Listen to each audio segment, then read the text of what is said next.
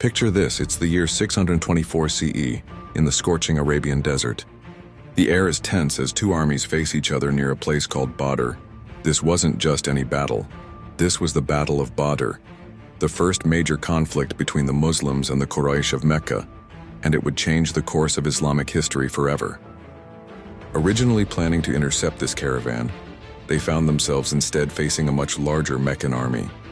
The Quraysh, determined to crush the growing Muslim community, had sent their forces to protect their economic interests and assert their dominance. The numbers were staggeringly uneven. The Muslim army numbered just 313 men, poorly equipped and with only 2 horses and 70 camels between them.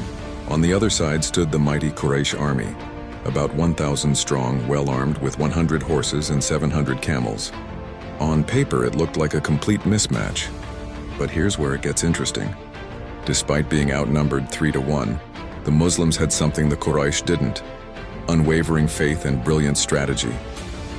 Prophet Muhammad positioned his army near the wells of Badr, securing their water supply while denying it to the enemy. This tactical decision would prove crucial. The battle began with traditional one-on-one combat. 3 champions from each side faced off, and the Muslims emerged victorious in these initial duels. This success boosted the Muslims' morale significantly. Then, as the main battle commenced, something extraordinary happened. A strong wind began to blow against the Quraysh, hampering their movement and vision. The Muslim army fought with remarkable discipline and coordination.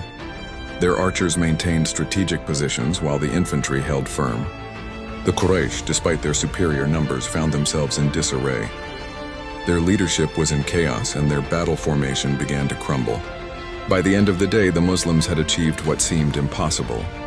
The Quraysh army retreated in defeat, leaving behind 70 dead, including several of their key leaders, and 70 captured.